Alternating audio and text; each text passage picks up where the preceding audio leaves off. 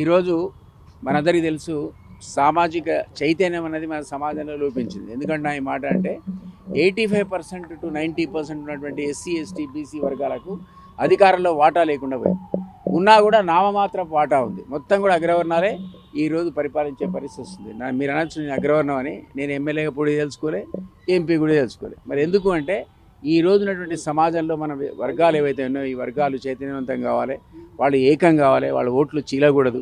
అదే పద్ధతిలో యువత రాజకీయాల్లోకి రావాలనే లక్ష్యంతో నేను ఈరోజు ఒక సామాజిక చైతన్య రథయాత్ర పెట్టుకున్నాను. ఈ రథయాత్ర ఉద్దేశం కేవలం ఈ యూత్ని అవేర్నెస్ క్రియేట్ చేయడం, ఎస్సీ ఎస్టీ బీసీల ఓట్లు చీలకుండా చూడటం, తద్వారా వాళ్ళకి అధికారంలో భాగస్వామ్యం కల్పించే ప్రయత్నం చేయడం. సో ఈ సంకల్పంలో మీకు తెలుసు సుదీర్ఘకాలంగా సామాజిక చైతన్యం కోసం పనిచేస్తున్నటువంటి హేమీలు వెనక నిలబడున్నారు. వీళ్ళందరి తోడ్పాటు, సహకారం, ఆశీస్సులు కూడా నా వెంట ఉన్నాయి. నేను ఈ జాతరలో చాలామంది సహకారాన్ని అర్థిస్తున్నా. మనం ఇదివరకు జేఏసీల పేరు మీద దేశమంతా సకల జన పోరాటం చేసాం. ఈరోజు మళ్ళా సమయం ఆసనమైంది. అన్ఫార్చునేట్లీ 10 ఏళ్ల కేసాల పరిపాలన పోవాలి, మేమంతా సుదీర్ఘకాలం పోరాడిన వాళ్ళం. ఆ తర్వాత రిలాక్స్ అవుతామంటే ఇది 10 నెలల్లో కొలాప్స్ అయిపోయి అప్పుడు ఒక్క కుటుంబం ఐదుగురు అంటే ఇప్పుడు ఊరికి 5 తయారైంది. ఈ దోపిడీ అనేది మనం ఊహించింది కాదు. కాబట్టి ఇది ఎప్పుడు అడ్డుకోగలుగుతాం? మనందరం యువత ముందుకొచ్చి ఈ పరిపాలన బాధ్యత తీసుకుంటే ఎలక్షన్స్లో నిలబడితే అసలు భయం అయిపోయే పరిస్థితుంది. ఎమ్మెల్యే కావాలంటే 200 కోట్లు, కార్పొరేటర్ కావాలంటే 5 కోట్లు. మా చుట్టుపక్కల ఏరియాల కార్పొరేటర్ 3 అడిగిన, ఒక ఆయన 3 ఒక ఆయన 5 అదేందో నేను చెప్పాలి, లక్షల కోట్ల రూపాయల. ఆ పరిస్థితి ఉంటే ఎవరు ఈ ఎస్సీ ఎస్టీ బీసీలు ఎట్లా గెలుస్తారు? ఆ అవేర్నెస్ రావాలంటే తీసుకోరు. ఏమైనా కానీ ఆ మాట అనకూడదు కానీ, బట్ నువ్వు నీ వర్గం వాడిని ఎస్సీ ఎస్టీ బీసీ అయితేనే నువ్వు గెలిపించాలి. అప్పుడు వాడు ఒక చైతన్యంతో పరిపాలిస్తారు. మనం నిజం కూడా అనుకున్న తెలంగాణ వస్తుంది ఒక సంకల్పం. ఈరోజు ఈ యాత్ర ఉద్దేశం కూడా అదే. నాకు మీ అందరూ కూడా నన్ను ఆశీర్వదించాలని కోరుకుంటా. తెలంగాణ ఉద్యమంలో అంతా కలిసి మాకంటే ఎక్కువ పోరాడిన వాళ్ళు. సో మీరు కూడా మా వెంట ఉంటారని ఆశిస్తూ ఈరోజు మనను ఆశీర్వదించడానికి వచ్చినటువంటి ప్రముఖులైనటువంటి మిత్రులు ప్రొఫెసర్ లక్ష్మణ్ సార్ అండి, చిరంజీవులు గారు. ఈ యాత్ర జోగులాంబ నుంచి ఆదిలాబాదు, ఇప్పుడు గన్ పార్క్ నుంచి స్టార్ట్ అయినటువంటి యాత్ర.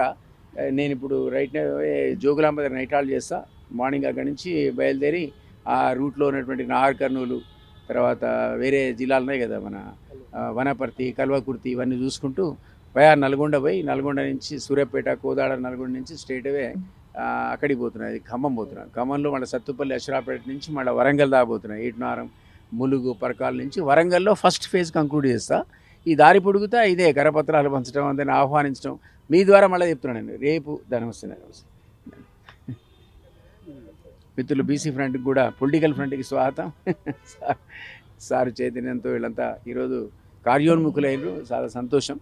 వీళ్ళంతా రావాలి. ఇప్పుడు ఐఏఎస్ ఆఫీసర్గా ఉండే ఆయన ఈరోజు దీనికోసం ఆయన ఇంకా రిటైర్ అయినా కూడా ఎందుకు పనిచేస్తున్నాడు? వీళ్ళతో చైతన్యం తీసుకురావాలి. కాబట్టి నేను కోరుకుంటున్నా ఈ యాత్ర కూడా సక్సెస్ కావాలని కోరుకుంటున్నా. దాని పర్పస్ ఏమీ లేదు, చైతన్యం తీసుకురావడమే. ఈ చైతన్యం ద్వారా రేపు రాబోయే ఎలక్షన్స్లో వీళ్ళు అధికారంలో భాగస్వాములు కావాలని, అధికార పగ్గాలు చేపట్టాలనేది సంకల్పం.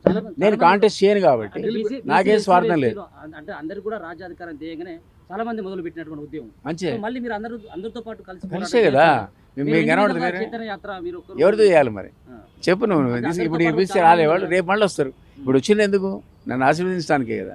వాళ్ళది కూడా అదే కాన్సెప్ట్ కదా. సపోజ్ నేను వెనుక పదవి కావాలి, కాంటెస్ట్ చేస్తా అంటే వేరే విషయం. జై తెలంగాణ సాధించుకున్న మనందరం సామాజిక తెలంగాణ సాధించుకోవడం ఎందుకు విఫలం అవుతున్నాం?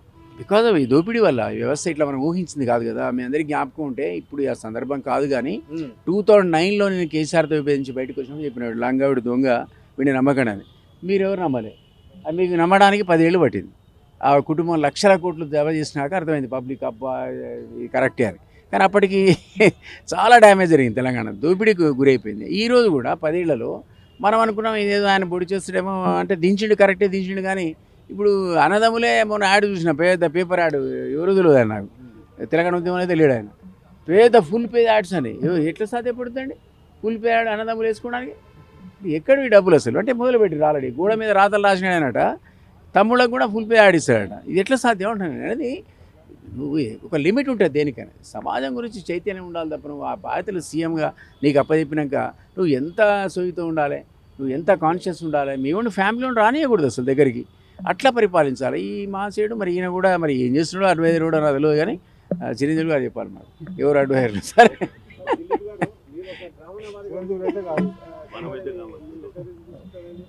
ఒకటి బ్రదర్ రామకృష్ణ తుపాకులు పట్టుకొని జీవితకాలం అంతా అడవిలో పోరాడిన ఆయన బ్రాహ్మణుడు నాకు తెలిసి వినవా. సామాజిక సంఘ సంస్కర్త అయినటువంటి కందుకూరి వీరేశలింగం బ్రాహ్మణుడు. మనం యాక్సెప్ట్ చేసినవా లేదా? స్వాతంత్రం ఇచ్చినటువంటి మన కోమటి కుటుంబానికి చెందినటువంటి మన బాపూజీ మహాత్మా గాంధీ కూడా నా చిన్నప్పుడు పాటలు పాడుకుంటాడు ఏమనంటే కొల్లాయి గట్టితేనేమి మా గాంధీ కోమటి పుట్టితేనేమని. కాబట్టి అదే పదే వరవరరావు జీవితకాలం త్యాగం చేసినాడు. ఆయన ఎవరే? బ్రాహ్మణుడు. ఆయన వాదన నీకు కావాలా వద్దా? వరవరావు కాదు, హరగోపాల్ సార్ జీవితం అంతా త్యాగం చేసినాడు.